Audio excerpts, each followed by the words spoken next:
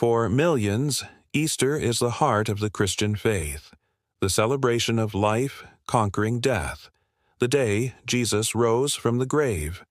But what if Easter, as we celebrate it today, wasn't born in Jerusalem? And what if the image of the resurrected Christ you know wasn't crafted solely by the apostles or the original tradition? Even though Christ's resurrection is a real and core event for Christianity, the way it was represented and institutionalized might have been shaped by different interests. After centuries of persecution, Christianity was adopted by Rome. But something changed.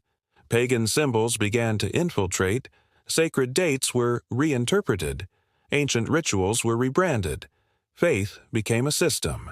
Was Rome's conversion genuine faith, or a calculated strategy to control minds and dominate the sacred?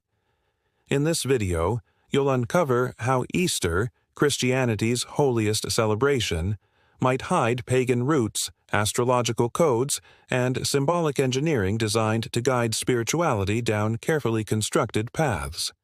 Get ready, because the Easter you know may not be what it seems. 4th century Rome.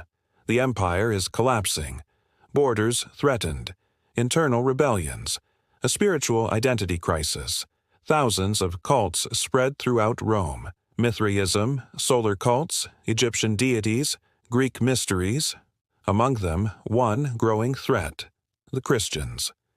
Persecuted but resilient, their numbers increased. But there was no unity, no hierarchy. It was decentralized, diverse, dangerous for an empire craving order, obedience, and control. Then comes Constantine, the emperor who reportedly saw a cross in the sky before battle and made Christianity Rome's official religion. But was this a genuine conversion or political maneuvering? Rome didn't destroy Christianity. It reshaped it. The faith born in the catacombs was now crafted inside palaces. Guided by Roman priests, former pagan clerics, philosophers, and imperial advisors, pagan symbols weren't erased. They were renamed. Sol Invictus became the light of Christ.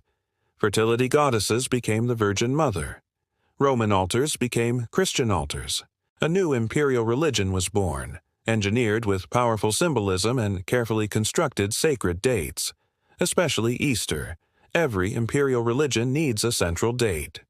In 325 AD, the Council of Nicaea created it. Easter would never align with Jewish Passover. But why? Wasn't Jesus Jewish? Wasn't his Last Supper a Passover meal? Rome needed Christianity separated from its roots, to rewrite its origins, to insert something darker. Symbols were swapped, dates shifted, historical truth sacrificed for ritual convenience. The Easter formula: the first Sunday after the first full moon after the spring equinox. That's not biblical. That's ancient astrology, a cosmic alignment inherited from Babylonian and Egyptian solar cults. For the masses, it's Christ's resurrection. For the initiated, it's an ancestral rite, carefully disguised and repeated. Easter became a perfect mechanism, revered by believers, yet beneficial to empire. Not to commemorate Christ historically, but to dominate collective consciousness and spirituality. Why does Easter change each year? Officially, a simple formula: Sunday, full moon, equinox. But it's far more. It's cosmic ritual. Equinox, balance of light and dark. Full moon, fertility, feminine power. Sunday, day of the sun. Christ rises at sunrise after the full moon, at the spring equinox. Coincidence? Or is this ancient paganism repackaged? An esoteric clock hidden behind the veneer of Christian theology. What seems religious may be ritual magic for those controlling the calendar. The resurrection is historical. But when exactly? Historians point to April 7th, AD 30, or April 3rd, AD 33.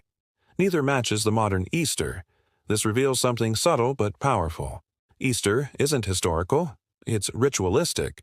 The resurrection was real, but the date we celebrate is artificially synchronized with lunar cycles, astrological gateways, and ancient pagan rites. The apostles didn't create this alignment. Rome understood. Control the sacred, and you control the people. Faith was organized, time manipulated, symbols recycled.